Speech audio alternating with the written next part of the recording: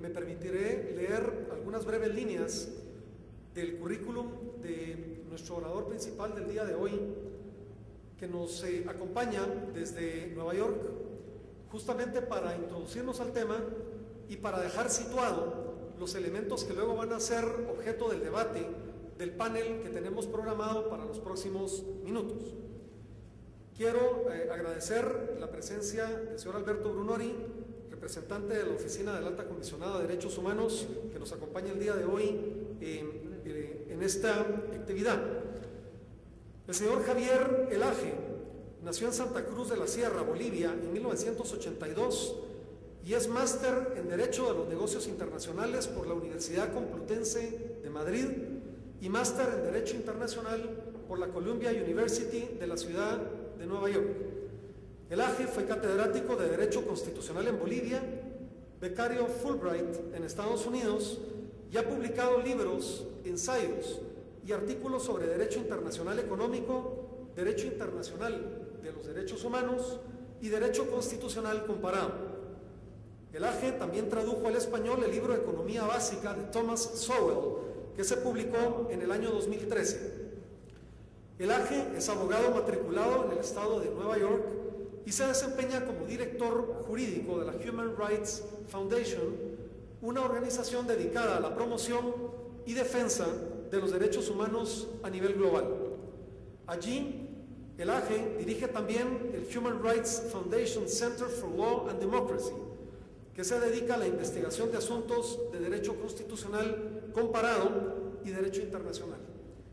Agrego a las notas de su currículum que es un comentarista permanente sobre tema de derechos humanos en asuntos regionales de CNN en español. Con ustedes, Javier Elaje. La pregunta de este foro es: ¿son incompatibles la actividad económica con los derechos humanos? ¿Es incompatible la actividad económica? ¿Es incompatible el derecho a la propiedad privada, el comercio, con los derechos humanos? Y para responder esa pregunta quiero hacer un repaso. Espero no extenderme del tiempo que se me ha otorgado, pero quiero hacer un repaso más o menos exhaustivo, pidiendo desde ya disculpas por tal vez simplificar algunas cosas, ya que es un repaso amplio, de cómo surge el concepto de libertad y cómo esta libertad tiene un componente económico, de libertad económica, y también tiene, por supuesto, el componente que más se conoce, que es el componente político, el componente de la libertad política, y cómo ambos son elementos que deben ser leídos de acuerdo a los tratados internacionales de derechos humanos como indivisibles, partes de un todo que apuntan a mejorar la situación de la sociedad y especialmente de las personas, por supuesto, más vulnerables históricamente de la sociedad, ¿no? Entonces, se puede, en la escuela nos enseñan la división de la historia de Occidente en la antigüedad, Edad Media, Edad Moderna, Edad Contemporánea, y ahí ven ustedes que los hitos, ¿no? Son el descubrimiento de la escritura, que hizo que el hombre pase, según los historiadores, de la prehistoria a la historia, ¿no? Y que surjan civilizaciones importantes como los egipcios, bueno, Grecia antigua, Roma antigua. Luego el otro hito, que es también un hito principalmente político y que da inicio a la Edad Media, es la caída del Imperio Romano, la caída de esa Roma antigua.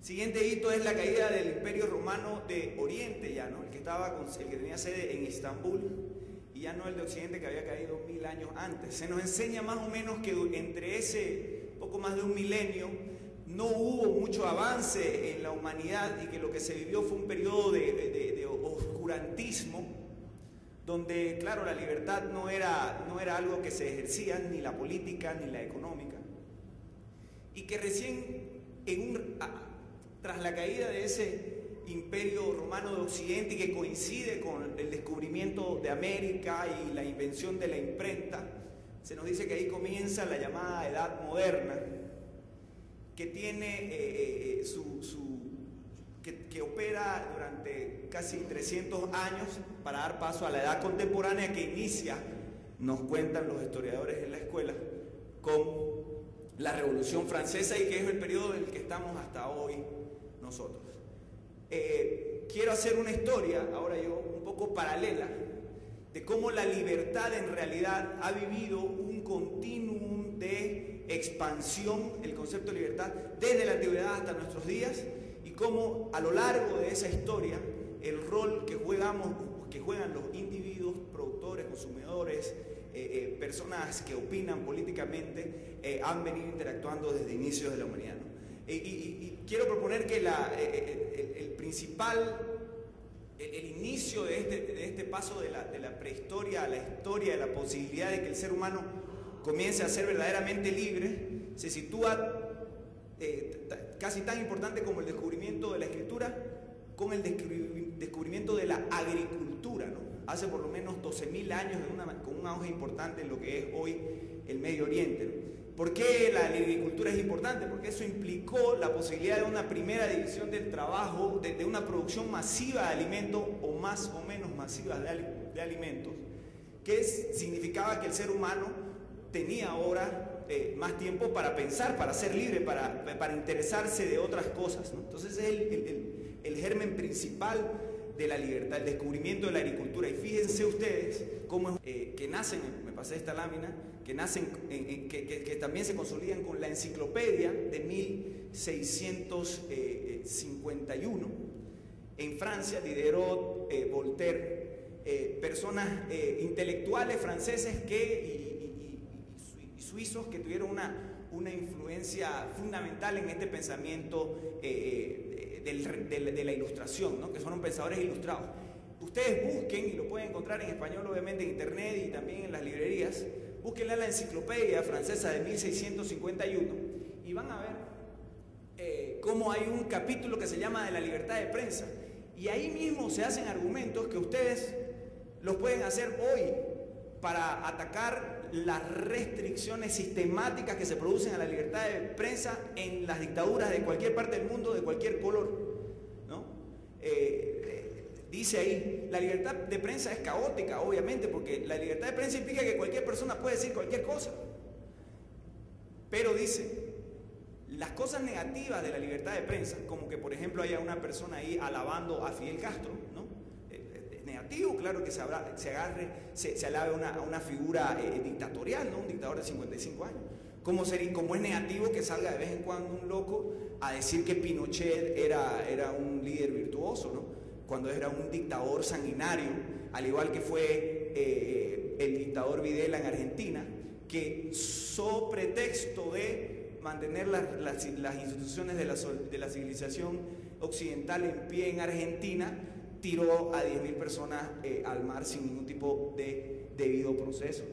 Entonces, por supuesto que esas ideas en una sociedad democrática no son dañinas, sería bueno que se las prohíban, ¿no? O sea, la noción inicial debería prohibírsela. Sin embargo, ya en la enciclopedia, y el mismo argumento de John Milton se hace en el sentido de que, ¿por qué no? En que esta cuestión negativa que puede tener la libertad de expresión, este hecho de que cualquier persona hable cualquier barbaridad, esta cuestión negativa es outweighed, ¿no? Completamente superada por las cosas positivas que vienen de la libertad de expresión. Al final, ese libre mercado de ideas, donde hay desde ideas radicales en los extremos hasta ideas equilibradas, balanceadas, informadas al medio, es un continuum sistémico que en general es virtuoso y lleva a encontrar la verdad, ¿no? Lleva más fácil a encontrar la verdad que cuando uno trata de cercenar las ideas por más que sean radicales. Entonces las ideas en sí, siempre y cuando no sean acompañadas de acciones de violencia, por más radicales que sean, deben ser respetadas en una sociedad. Eso ya estaba establecido en 1651 en la enciclopedia. La Declaración de la Independencia de Estados Unidos toma ese credo de John Locke, de hecho cita casi de manera textual muchos aspectos del segundo tratado sobre el gobierno civil, y ahí Jefferson establece la importancia de los derechos a la libertad, a la vida, y si bien no menciona expresamente el derecho a la propiedad, menciona el derecho a la búsqueda de la felicidad como un derecho fundamental. Y ya en el decálogo de faltas que le atribuye al rey inglés del que se estaban separando, establecen por supuesto como uno de las afrentas más importantes de la monarquía inglesa contra el pueblo americano, contra el pueblo estadounidense, el hecho de que les cobraba impuestos confiscatorios y el hecho de que no tenían las garantías del debido proceso que se le garantizaba a los ciudadanos, a algunos ciudadanos ingleses. Desde el continente americano viaja desde 1776 este sistema nuevo, esta serie de declaraciones de derechos fundamentales. Estados Unidos en ese momento tenía 13 colonias, de las cuales por lo menos 11 tenían, después del 76, entre el 78 y el 82, durante la Guerra de Independencia que duró hasta el año 83. En ese proceso dictan constituciones estatales las 13 colonias. Por eso hasta ahora se llaman la República de Massachusetts. No se llama, eran estados independientes que nacen con constituciones y con Bills of Rights, con cartas de derechos al estilo inglés, ¿no? Que es lo que hoy tenemos en nuestras constituciones como parte dogmática y que nacen ahí en las colonias inglesas. Y esos instrumentos son llevados en gran medida por el propio Jefferson, que había redactado la Carta de Derechos de Virginia.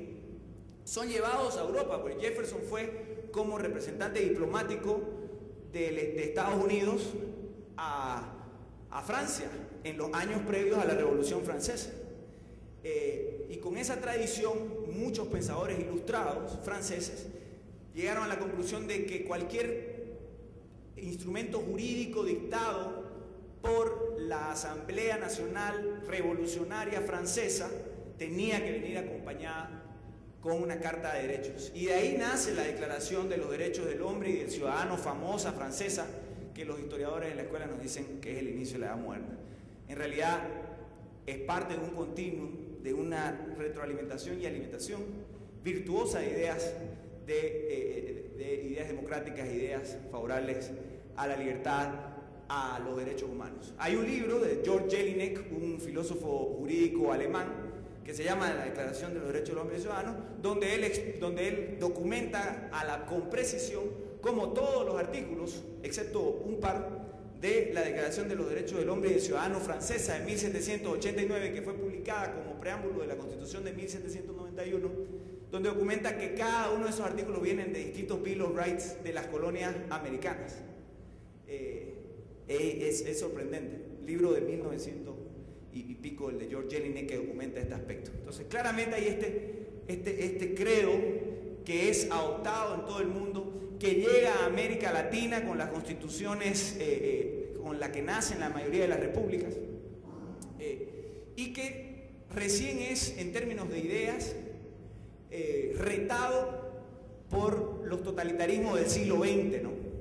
El marxismo, que se escribió por el 1850, pero que recién se aplicó en la práctica en la Unión Soviética en 1917, comenzó a tener una llegada importante. Y de pronto, esta visión general, aceptada por los intelectuales en todo el mundo, de que la libertad era ambas cosas, libertad política y libertad económica, se quiebra. Y se dice, no. Lo que hay en el mundo es una libertad política y libertad económica falsa, dice Marx, ¿no? Las instituciones el del Poder Judicial, del que hablaba Montesquieu como virtuoso en Inglaterra, las instituciones de la separación de poderes, la institución de la propiedad privada, son instituciones creadas por una clase social concreta, que es la clase burguesa, que ganó esta revolución concreta, y que está creada sobre pretexto de mantenerse en el poder. Pero que todo lo que se ve en la sociedad y se toca y lo que se produce y se come, Marx más o menos hace una analogía con Grecia, no lo producen los burgueses, dice, lo producen los trabajadores. Y son los trabajadores los que, porque son explotados y solo porque son explotados, logran al final que hayan estas riquezas en la sociedad.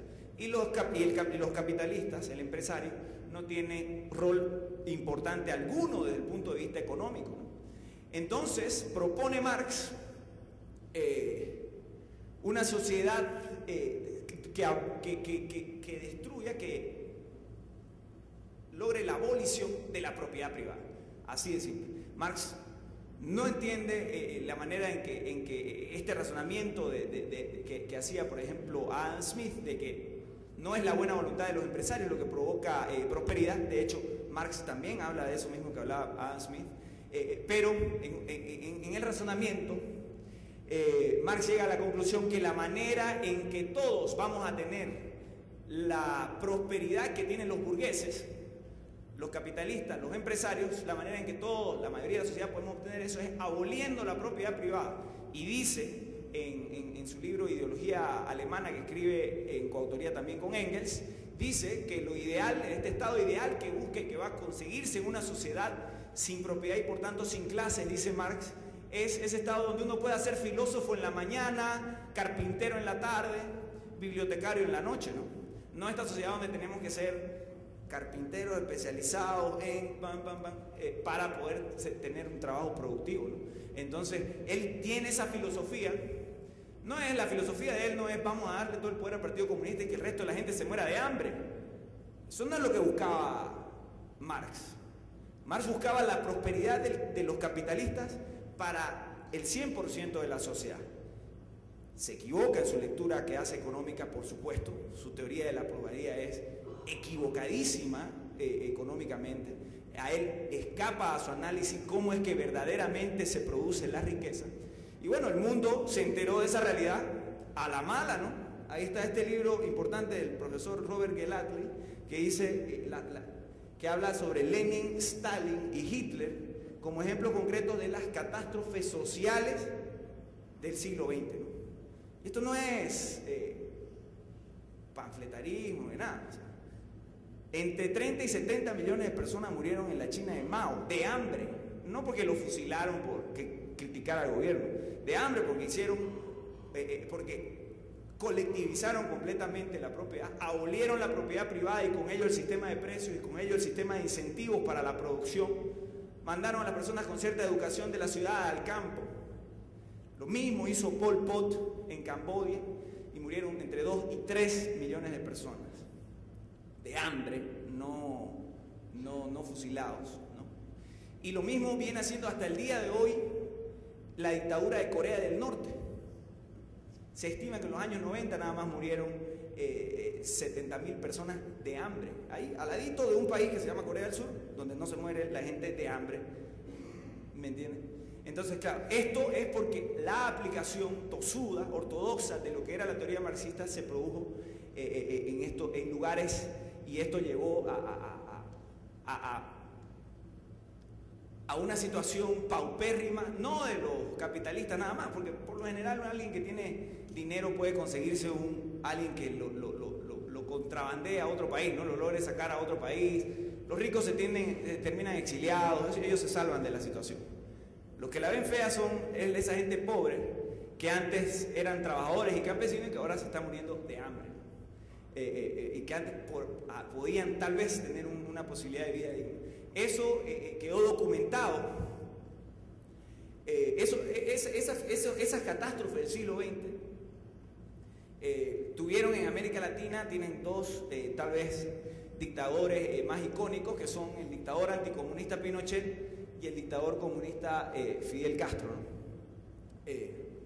Que yo no creo que Pinochet haya inspirado a mucha gente en América Latina, pero Fidel Castro sin duda ha inspirado a la gran mayoría de los partidos con sustrato marxista, ideológico marxista, y que hasta el día de hoy prestan muy poco atención a su dictadura, a la atrocidad que se vive en Cuba, a la situación de pobreza extrema, a la situación de prostitución adolescente gravísima, pésima, a la situación de que la Cruz Roja no puede entrar a Cuba porque es prohibido, que la Comisión Interamericana de Derechos Humanos no puede entrar a Cuba porque es prohibido, que no hay un solo medio de prensa independiente porque tiene que ser el medio de prensa solamente el que la dictadura deja existir. Y donde te cuenta, claro, el Granma, los invito, granma.com, ahora gracias al internet podemos poner una lupa a cómo funcionan las sociedades dictatoriales, busquen granma.com y van a ver ahí las noticias de Granma, cómo todo lo que hace el gobierno es perfecto, cómo esa sociedad es perfecta y cómo el mundo vive en una catástrofe completa, Estados Unidos, Europa Occidental, el ébola, matando gente. Eso no se lo inventó Fidel Castro, eso comenzó con la catástrofe. Por eso este libro no se llama Lenin, Stalin y Castro, ¿no? Porque Castro es una isla de, creo que son 11 millones de personas hoy, ¿no? Pero la Unión Soviética es el segundo país más grande del mundo. Entonces millones de personas murieron de hambre por ese tipo de política económica. Y además no las tuvo 55 años como la sigue teniendo la dictadura de Fidel Castro, que ahora se está abriendo a una dictadura de libre mercado, al parecer. Sino que las tuvo por 70 años, ¿no? La Unión Soviética fue dictadura por 70 años hasta su implosión, su caída, porque el mismo liderazgo del Partido Comunista, hay una biografía de Boris Yeltsin, donde el tipo confiesa acongojado e incrédulo cómo en nombre de crear una sociedad sin clases y sin pobres, habían creado una sociedad completamente postrada en lo económico. Eso lo reconocen abiertamente Boris Yeltsin. Es lo que está por detrás de las políticas de la Glasnost y de la perestroika de Gorbachev, que buscan la transparencia por primera vez de este gobierno que, como actuaba en nombre de los pobres, de los campesinos y de los trabajadores, claro, imponía su verdad monolítica dictatorial sin ningún tipo de permiso para ni el disenso de los capitalistas, ni el disenso de los trotskistas, ni el disenso de nadie, ni los socialdemócratas, ni ningún socialista que no esté inscrito en esa línea concreta del socialismo del dictador concreto tenía lugar en ese totalitarismo. Entonces, en América Latina, este reverbero de los totalitarismos, este totalitarismo que después de la Segunda Guerra Mundial cubrió toda Europa Oriental y cubrió a gran parte de Asia con China, llegó a América Latina en estas dos figuras principales. El dictador Pinochet, gracias a la presión de esa sociedad civil, personas valerosas y importantísimas como Ricardo Lagos y otras personas de la Concertación chilena, logró salir de eso, y los propios militares lograron presionar a que Pinochet acepte el compromiso del plebiscito que él propio había establecido en su constitución dictatorial, que había dictado años después de provocar la muerte del presidente Allende y de bombardear el palacio presidencial de Chile. Entonces, pero sale del poder después de muchos años. Y las políticas económicas que llevó adelante el presidente Pinochet son reconocidas en general por los economistas como políticas económicas positivas. Hasta el día de hoy, Chile es el país número 1 en el índice de desarrollo humano de la ONU, que mide salud, educación, crecimiento económico. Pero como a mí no me gusta ensalzar a un dictador, incluso si tuvo buenas políticas económicas, puedo citar ejemplos de democracias que, sin haber desaparecido a 3.200 personas como hizo el dictador Pinochet, han logrado prosperidad económica a través de la competencia, de un sistema donde la iniciativa privada tiene la posibilidad de actuar de respeto a la propiedad privada, sin cercenar los derechos políticos. Es el ejemplo de la salida de la hiperinflación de Bolivia en el 1985, para dar un ejemplo de países en desarrollo, y sin duda es el ejemplo también de toda Europa Occidental y de Estados Unidos, Canadá, etc.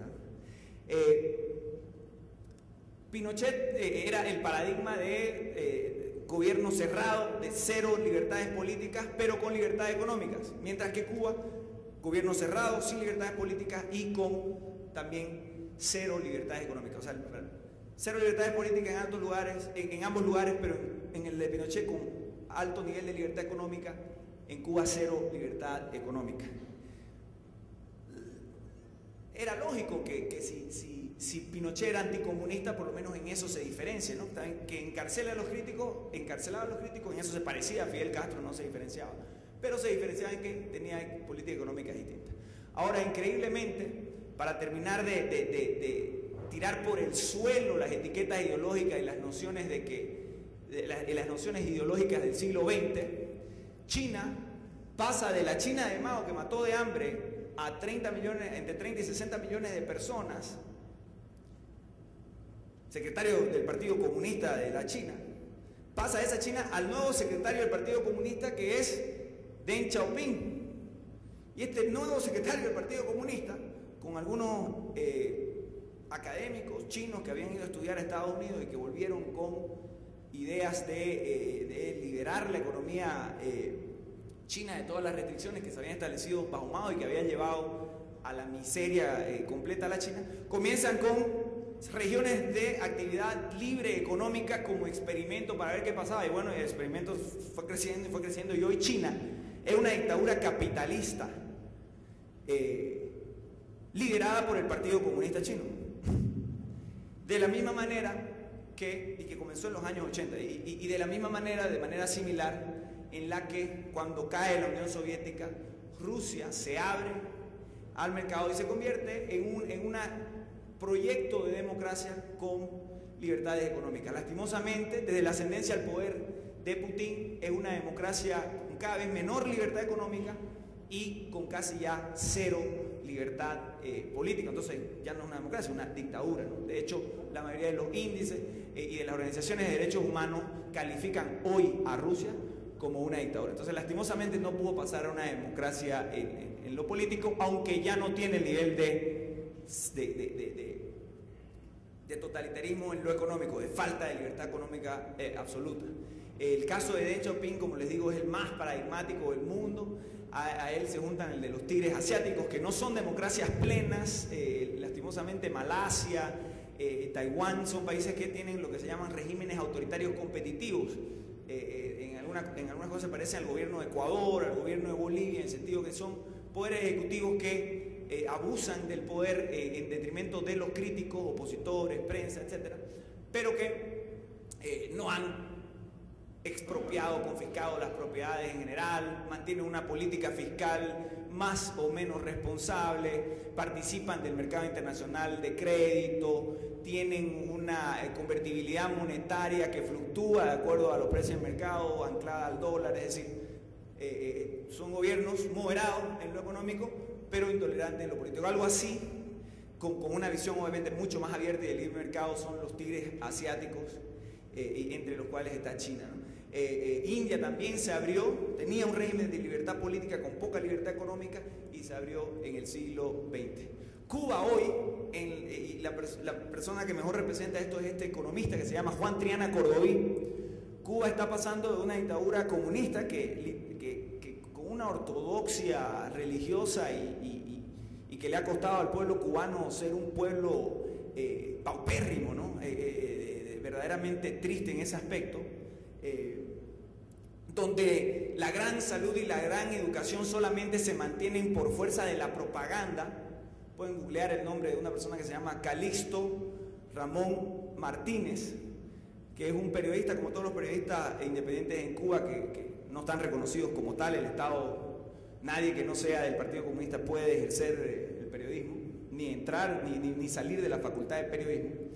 Él publicó en un blog que se puede publicar gracias a que la República Checa les da esas 2 horas de internet a estos disidentes, publicó un blog sobre un brote de cólera en una región rural. Bueno, la dictadura lo metió preso 6 meses. Así es como los números de gran salud se mantienen en las dictaduras. De la misma manera, para un aspecto que es tan esencial, para una dictadura que vende la salud y la educación, de la misma manera que es tan esencial eso y venden y meten preso y el cólera se cura con cárcel, ¿no?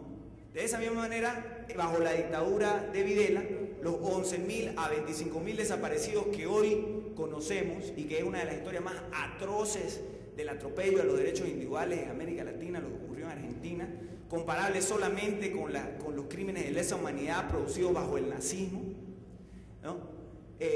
Claro, en esas épocas ustedes pueden googlear también YouTube, Videla, desaparecidos, y lo van a escuchar a ese señor, a ese dictador sin vergüenza, diciéndole a todo el cuerpo diplomático y a los periodistas extranjeros que estaban en el Palacio de Gobierno, que cuando le preguntan de los desaparecidos, además con mucho cuidado, porque a los dictadores hay que preguntarle con mucho cuidado, ¿no? A riesgo de ir preso. Le preguntan con mucho cuidado y dice, los desaparecidos, dice, los desaparecidos son una entidad, dice, que sin embargo, como no están identificados, no podemos saber, no se les puede dar un trato jurídico, se hace un cantinfleo ahí para mentir que él no sabía nada de los desaparecidos, que no sabía nada de que su dictadura estaba desapareciendo, torturando personas, ¿no?